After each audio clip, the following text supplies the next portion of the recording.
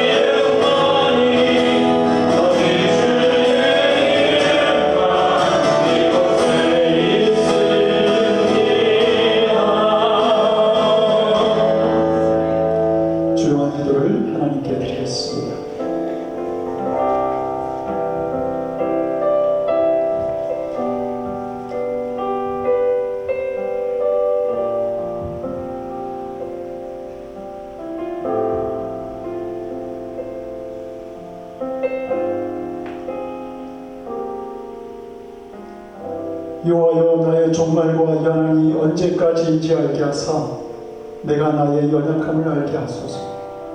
진실로 각 사람은 그림자같이 다니고 헛된 일로 소란하며 재물을 쌓아 누가 거들는지 알지 못하나이다.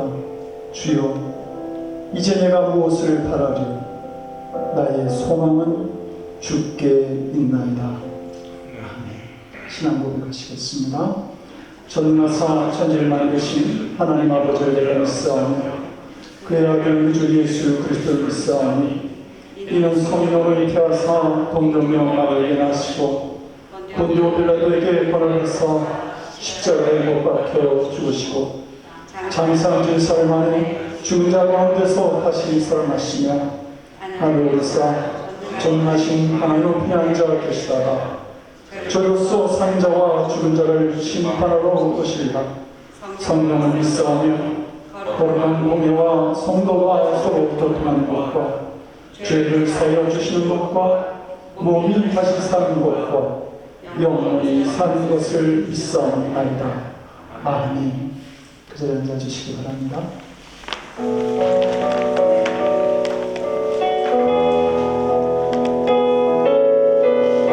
우리 옆 사람을 축복하면서 같이 찬양하겠습니다. 때로는 너희 앞에 아멘. 어려움과 아픔이 있지만 담대하게 주를 바라보는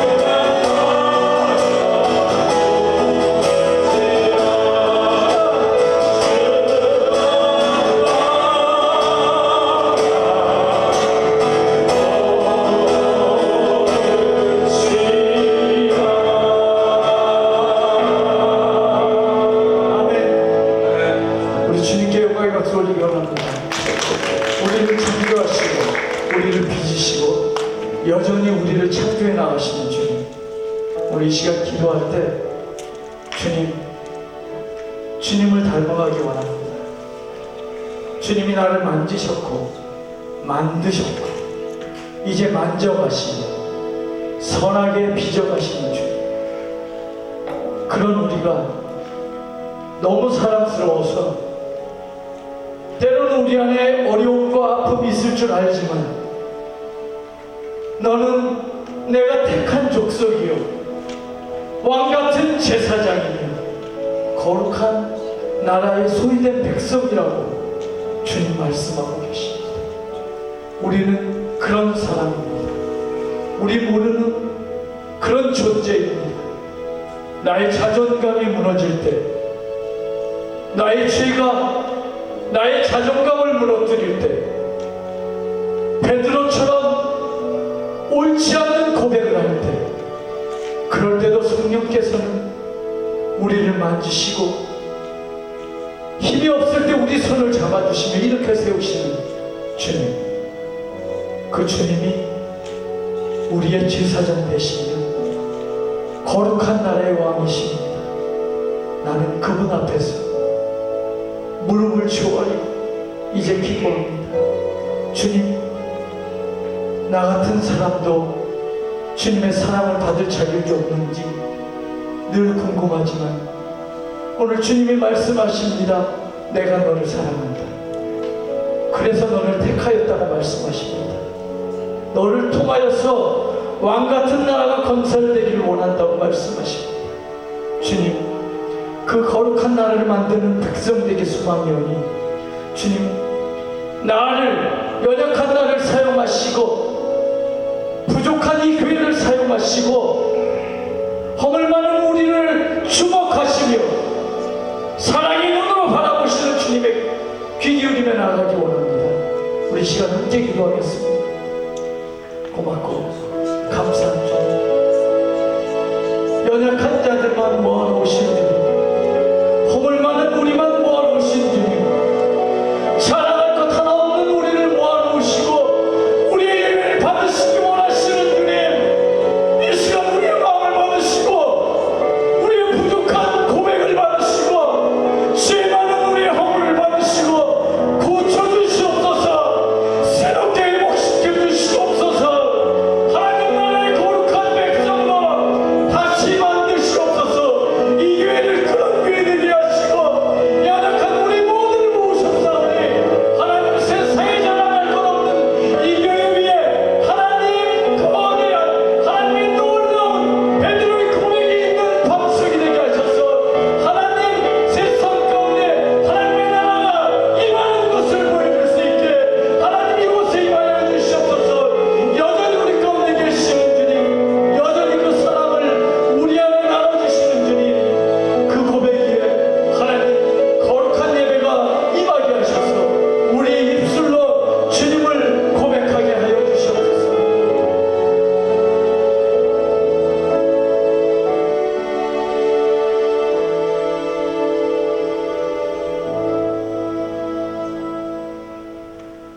우물가의 여인이 주님을 만나서 그의 인생이 주님을 증거하는 자로 회복되는 것처럼 주님, 오늘 우리도 예배하는 가운데 주님을 인격적으로 만나게 하셔서 하나님, 우리의 인생이 예배를 드리기 전과 드린 후에 완전히 바뀔 수 있는 이 시간이 되게 허락하여 주시옵소서.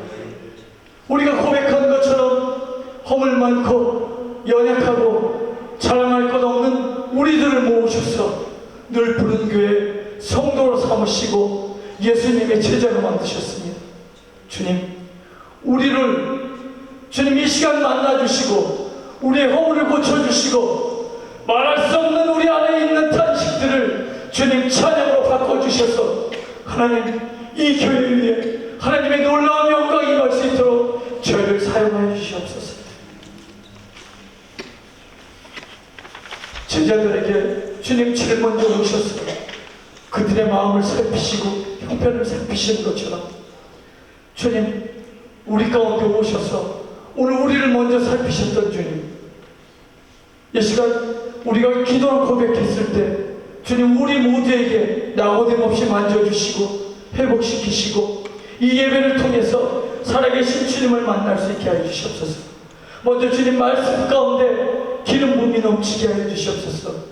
목사님 말씀을 통해서 하나님 우리가 더욱 변화되고 새롭게 되며 살아계신 주님을 증거하는데 부족함이 없도록 우리의 발길이 주님 재촉되어질 수 있도록 허락하여 주시며 주님을 만날 때마다 주님 우리의 가슴이 따뜻해지게 하시고 뜨거워지게 하시고 풍성해지시게 하시고 닫혔던 마음이 열리게 하시고 움츠렸던 내 안의 삶들이 열리게 하셔서 하나님 목마른 것 그리운 것 사모함으로 이 예배가 넘치고 차고 넘치게 주님 허락하여 주시옵소서. 우리의 삶 가운데 날마다 이러한 일을 경험하게 하시고 하나님 우리 가운데 창조하신 주님을 날마다 입으로 고백하며 그 증거 가운데 삶을 살아가게 하여 주시옵소서.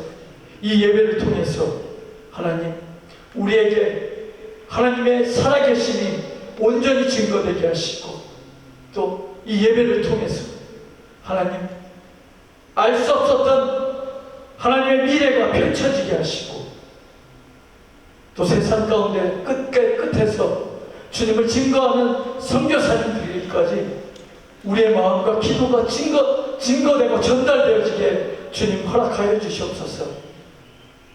마음으로 물질로 주님 우리가 선교하기 원합니다. 그곳에 함께 동참하기 원합니다. 살아서 역사하시는 주님을 나타내길 원합니다. 작지만 연약하지만 하나님 이곳을 통해서 하나님 일이 이루어지게 하여 주시옵소서. 제단 위에 하나님의 풍성함이 있게 하시고 임재가 있어서 앉고 일어서고 나가고 들어올 때마다 주님의 살아계심을 나타내게 하여 주시옵소서. 예배를 주관하시고 사탄 막이 틈타지 못하게 하셔서 하나님 말씀 가운데 놀라운 능력이 나타나게 하여 주시옵소서. 예수님 이름으로 기도합니다.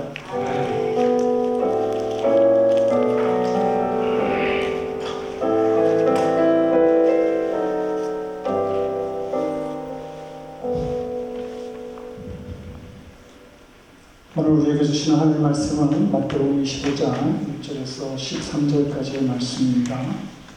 마태복음 25장 1절에서 13절까지의 말씀입니다. 말씀을 나누어 교독하고요. 13절은 합독하도록 하겠습니다. 제가 먼저 1절 말씀을 갖도록 번복합니다. 그때 천국은 마치 등을 들고 신랑을 맞으러 나간 10처녀와 같다 하리니 미련한 자들은 등을 가질 때 기름을 가지지 아니하고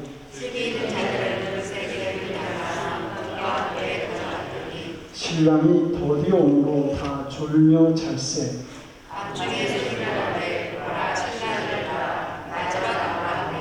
이에 그 처녀들이 다 일어나 등을 준비할세 일어난 자들이 슬기는 자들에게 이르되 우리 등불이 꺼져가니 너희 등을 좀 나가라. 슬기는 자들이 대답하여 이르되 우리와 너희가 쓰기에 다 부족할까 하노니 차라리 파는 자들에게 가서 너희 쓸 것을 사라 하니 그들이 사람과 사이에 재단을 두고 주라였던 자들은 함께 자들로 오르는 행차하시니라. 그 후에 남은 처녀들이 와서 이르되 주여 주여 우리에게 열어 주소서. 대답하여 이르되 진로 너희에게 이르노니 내가 너희를 알지 못하노라. 같이 있습니다. 그런 주께 있으라 너희는 그날과 그 때를 알지 못합니다. 기도하겠습니다.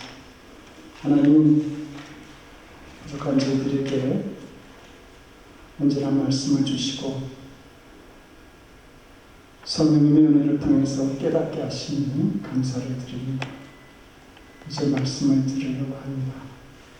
그리고 이 말씀이 우리의 삶의 등불이 되기를 원합니다.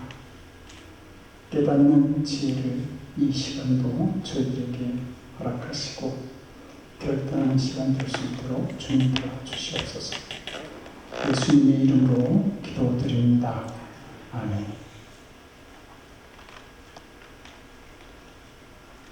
유대인의 결혼식은 저녁에 이루어졌는데 신랑이 먼저 신부의 집에 찾아갑니다. 신부의 집에서 일정한 유대계 전통의 결혼 예식을 가진 후에 신부와 신부의 들러리들이 이제 다 같이 신랑의 집으로 이동을 해서 결혼 잔치를 하는 관습이 그들에게 있었습니다. 이때 신부 친구들의 역할은 둘이었는데 하나는 신랑을 영접하는 거고 또 다른 하나는 신부의 들러리가 되어서 그 신혼집으로 같이 동행하는 일이었습니다. 낯선 현실 속으로 들어가는 그 친구의 두려운 마음을 달려주기 위해서겠죠.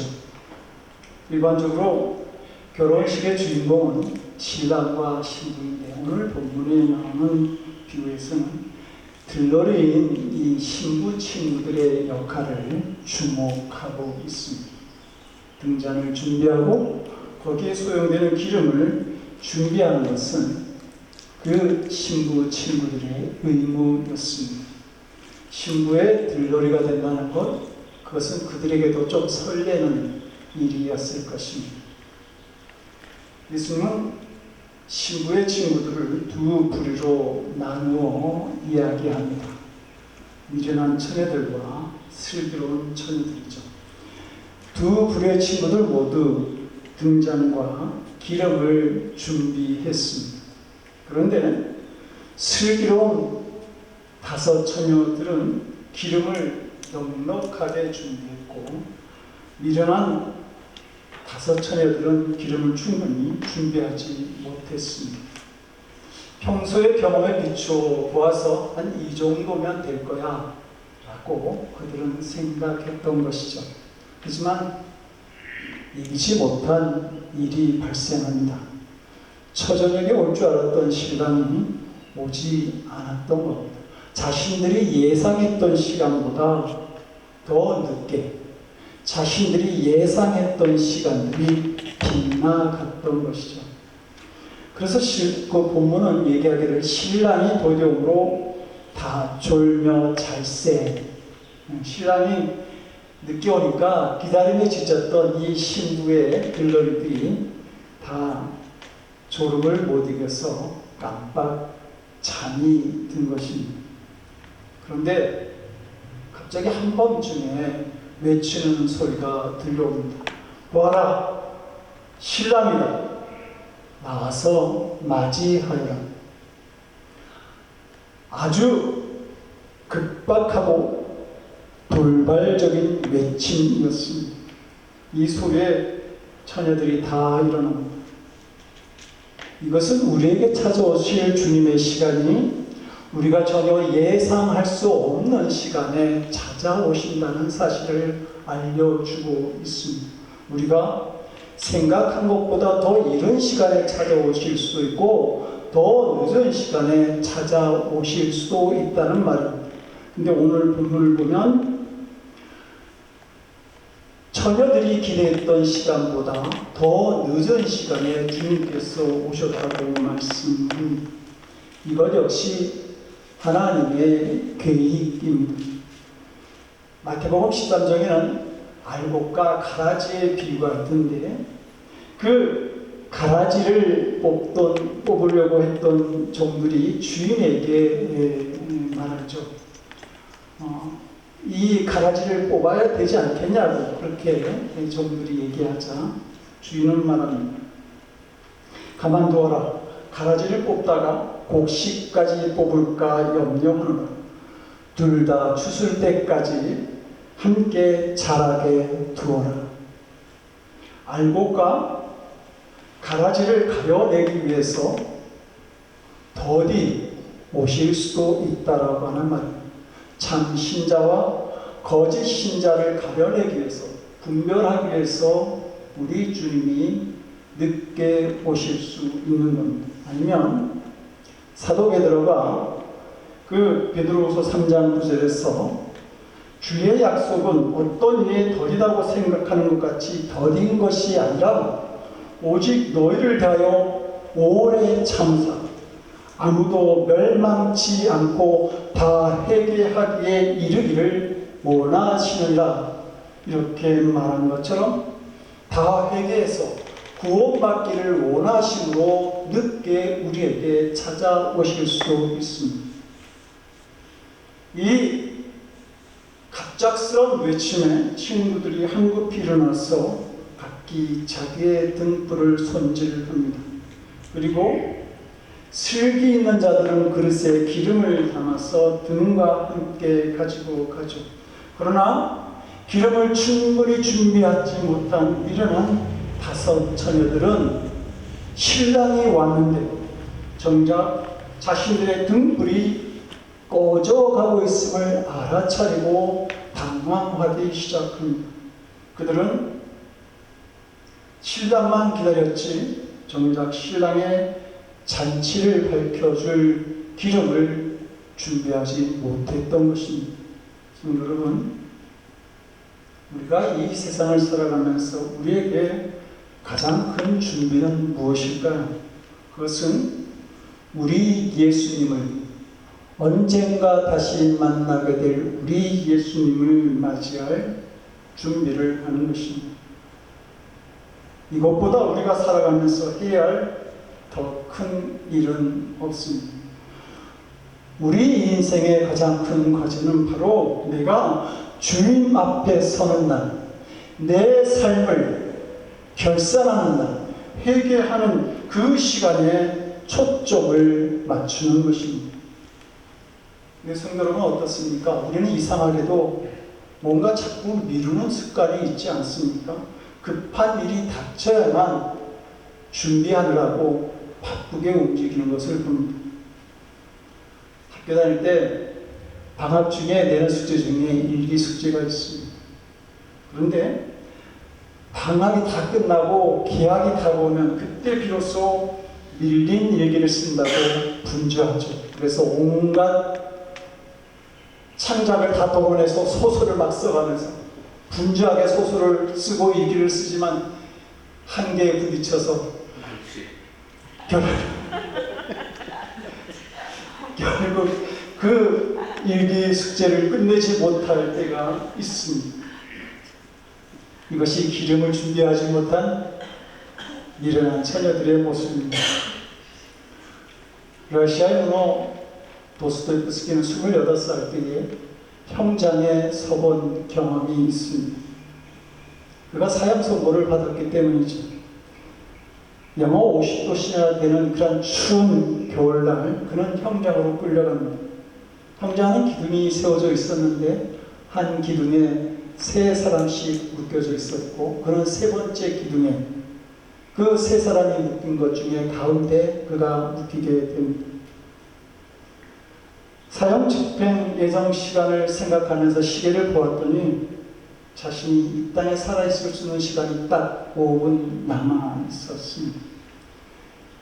28년을 살아왔는데 5분이라고 하는 시간이 이렇게 금쪽같이 여겨진 적이 처음이었습니다. 그는 이제 5분밖에 남지 않은 자기 생명을 어디에다 쓸까 생각해 봅니다.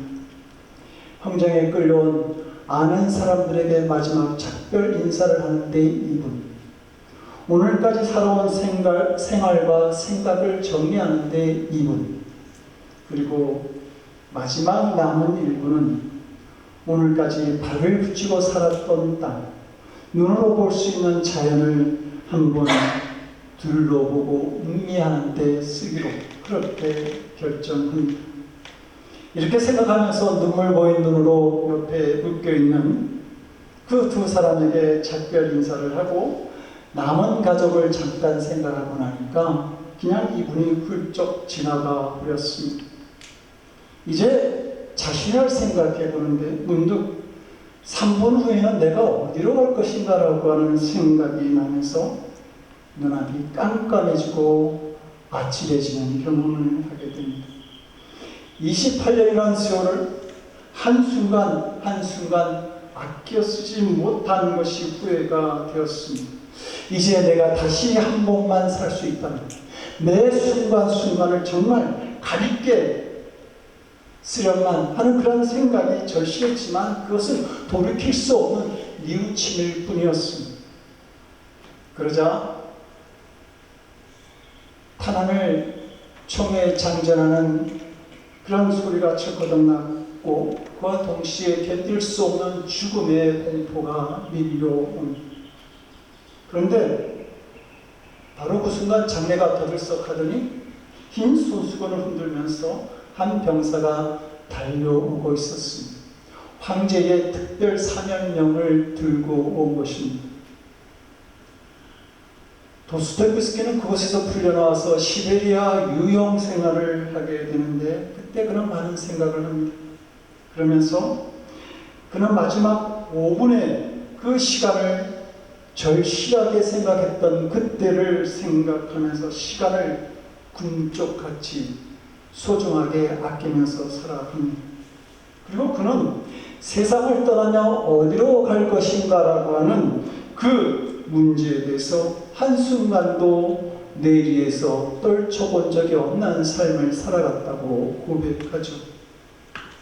성도 여러분, 본문에 나오는 기름은 무엇일까요? 일반적으로 많은 분들이 이것은 성령이다, 이것은 믿음이다, 또 어떤 분은 자기 비움이다 이렇게 말하기도 합니다. 그러나 정확하게 말하면 천국 잔치를 밝혀줄 사명자의 삶이라고 말할 수 있습니다.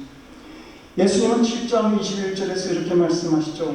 나더러 주여 주여 하는 자마다 다 천국에 들어갈 것이 아니고 다만 하늘에 계신 내 아버지의 뜻대로 행하는 자, 사명을 감당하는 자라야 들어가리라. 그렇게 말씀합니다. 본문은 13절에서 끝나지만 그 다음 14절부터는 달란트의 비유가 나옵니다. 하나님께서 주신 재능으로 얼마나 사명을 감당했느냐 하는 결산, 주인과 종이 결산하는 장면이 나옵니다. 주님께서 묻는 것이죠. 내가 내게 준 것으로 너 무엇을 했느냐? 라고 말입니다. 내가 받은 복음을 남에게도 전하였느냐? 어렵고 가난한 자에게 도움을 주므로 천국에 쌓아놓은 보화가 너에게 있느냐? 어둠에 과지하는 빛된 삶을 통해서 하나님의 자녀된 삶을 살아가느냐? 다른 사람의 십자가를 함께 지며 사랑의 모습을 보여주었느냐? 하고 물으시는 것입니다. 그리고 이 사명자의 삶을 잘 감당한 사람에게 주님은 말씀하시는 것이죠. 착하고 충성된 종아, 내가 참 잘하였다. 이제 내 주인의 즐거움, 즉 천국의 즐거움에 내가 함께 참여할지어다 라고 말합니다. 예수님께서 십자가상의 치료를 남기셨는데 그 십자가상에서 마지막 남기신 말씀이 다 이루었다라고 하는 말씀입니다. 주신 사명 다 감당하시고 삶을 마치셨다라고 하는 것. 우리는 예수님처럼 우리에게 주신 사명을 다 감당하는 삶을 살기는 어려울 것입니다. 그러나 최선을 다해 사명 감당하는 삶을 위해서 노력해야 합니다. 자신의 사명을 방치한 그 나태한 종에게 주님은 말씀하시지 않습니까? 이 약하고 게으른 종아, 내가 어두운 데서 슬피 울며 이를 가리니 있으리라고 말합니다. 성도 여러분, 우리가 주님 사명 감당하기를 원한다고 한다면 이 세상에서 먹고 입고 자랑할 만한 나의 모든 것들을 내 삶의 우선순위에서 좀 뒤로 밀어낼 수 있는 그러한 삶의 자세가 우리들에게 있어야 합니다. 어느 목사님이 자기가 주례한 신혼부부의 초대를 받아서 그 가정에서 하룻밤을 묵게 되었습니다. 아침이 되자 내 주를 가까이 하려 하는 이라는 찬송이 들려왔습니다.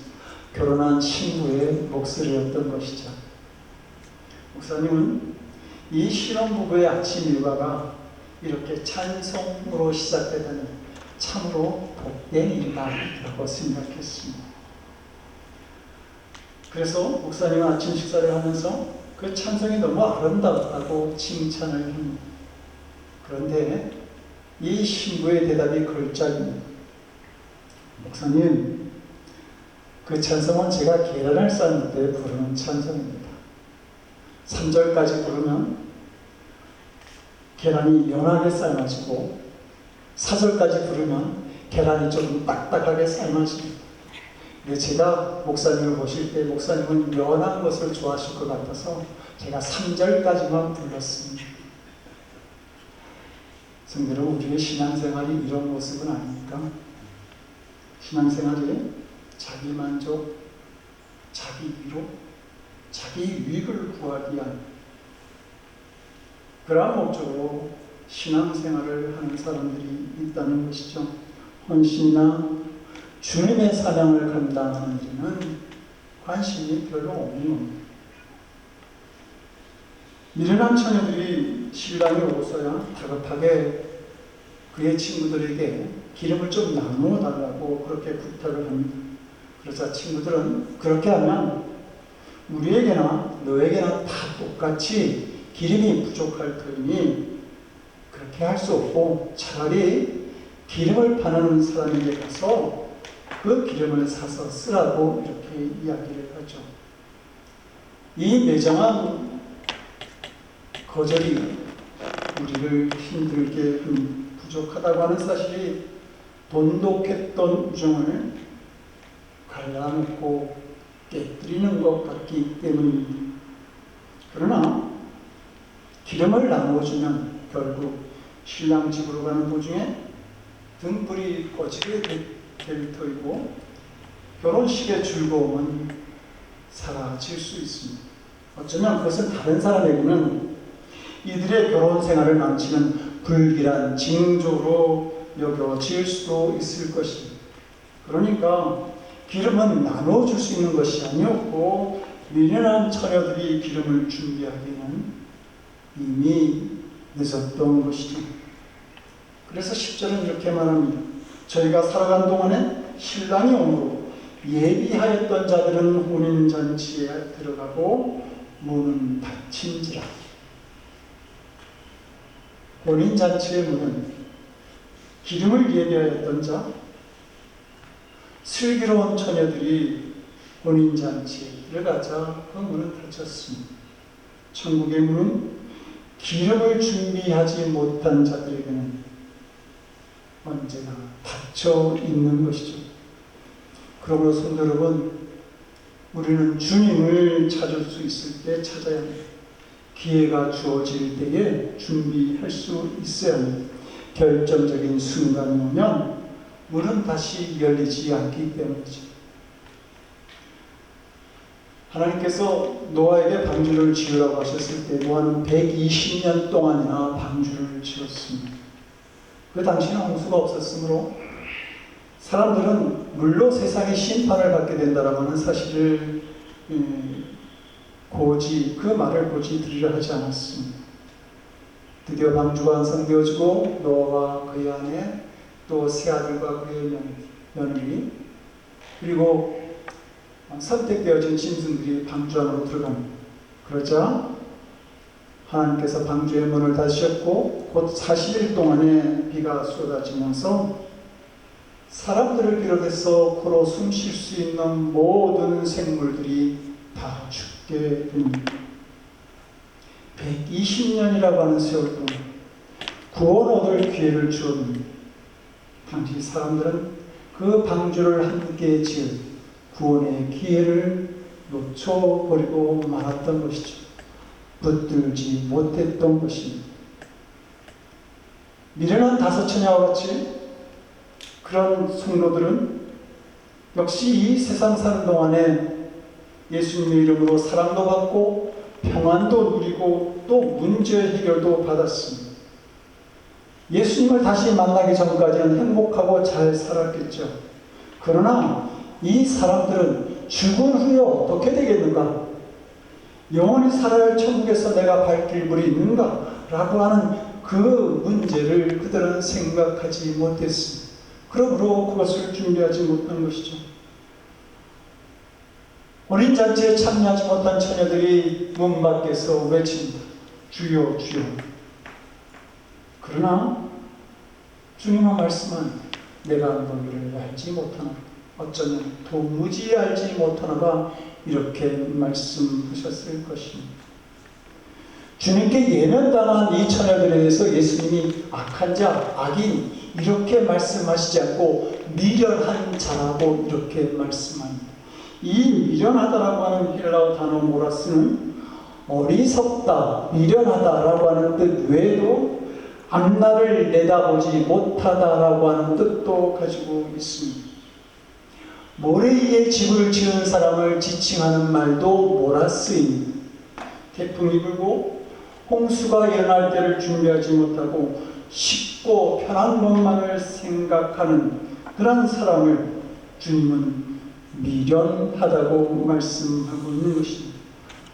죽은 후에 그의 생명이 다한 후에 주님과 대면하게 될 자리를 미리 준비하지 못한 것입니다. 나이가 들어서 파란만장한 자기 인생을 되돌아보던 다윗이 시편 39편 4절에서 이렇게 고백하죠. 여호와여, 나의 종말과 연한이 언제까지인지 알게 하소서. 내가 나의 연약함을 알게 하소서. 성도 여러분, 방주에 문이 닫히면 우리는 아무것도 할 수 없습니다. 우리도 언젠가 방주의 문이 닫힐 때가 있습니다. 항상 물질과 건강과 시간이 내 옆에 있는 것이 아님을 알아야 합니다. 이것을 알 때 지혜로운 삶을 우리가 살 수 있게 됩니다. 이 세상에 살아왔던 자신의 삶을 후회하기 전에 자기에게 주어진 시간과 건강과 물질을 가지고 주님을 위해서 헌신하는 삶을 살아갈 수 있어야 합니다. 그러므로 고린도후서 6장 2절은 말씀합니다. 보라, 지금은 은혜 받을 만한 때요. 보라, 지금은 구원의 날이로다. 구원의 날이 바로 오늘이고 구원받을 시간도 바로 지금이라고 하는 것입니다. 교회 학교를 다니던 어린 소녀가 엄마에게 묻습니다. 엄마, 교회 학교 선생님이 그러시는데 이 세상의 삶은 천국을 준비하는 거라는데 그게 맞아요? 이 엄마는 딸이 너무 귀여워서 안 그렇고 말고, 그러자 이 어린 소녀가 다시 엄마에게 묻습니다. 엄마, 근데 엄마는 작년 한국에 갔다 오실 때 또 금년에 유럽을 가시면서 열심히 여행 준비를 하시던데 왜 천국 갈 준비는 안 하세요? 성도 여러분, 우리는 언젠가 마치게 될 인생의 순례의 길을 걸어가고 있습니다. 언젠가 자동차 사이드 미러에 사물이 고래 보는 것보다 가까이 있습니다라고 하는 글을 본 적이 있습니다. 이것처럼 어쩌면 주님은 우리의 생복보다 가까이 오셨는지 모릅니다. 아이고 위에 그 몸을 누이셨던, 그 몸으로 찾아오셨던 주님은 영광의 몸으로 우리에게 오실 것입니다. 우리의 구원을 위해 십자가를 지셨던 그 주님이 다시 우리에게 오실 때는 우리의 삶을 결산하기 위해서 찾아오십니다. 이렇게 오실 주님에 대해서 보면은 그 날과 그 시는 알지 못함으로 항상 깨어 있어야 한다, 이렇게 말씀합니다. 갑작스러운 주님의 부르심에 대해서 하나님, 지금은 안 됩니다, 나중에 가겠습니다, 이렇게 말할 수 있는 사람, 거부할 수 있는 사람은 한 사람도 없습니다. 그러므로 언제라도 주님 앞에 설 준비를 갖추어 살아가는 것, 그것이 깨어있는 신앙의 삶인 것이죠.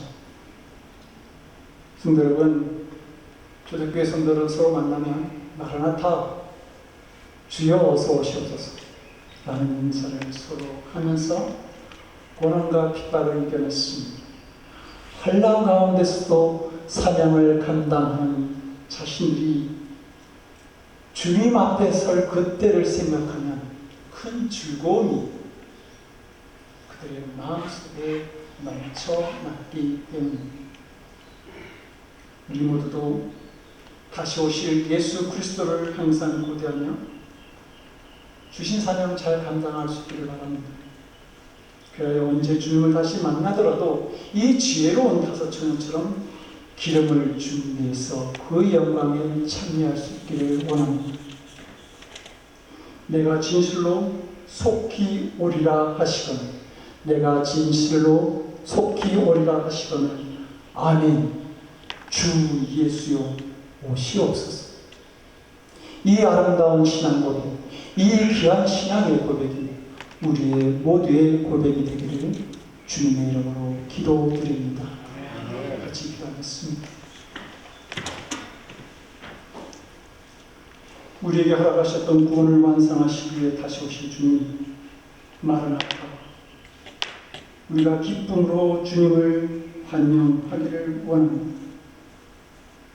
부족한 우리의 허물을 용서해 주시옵시고 넉넉한 기름을 준비할 수 있는 저희들이 될 수 있도록 믿음과 은혜를 주님 날마다 우리에게 허락하여 주시옵소서. 주님 오시는 그 영광에 참여하는 저희들 될 수 있도록 주님 우리를 붙잡아 주시옵소서.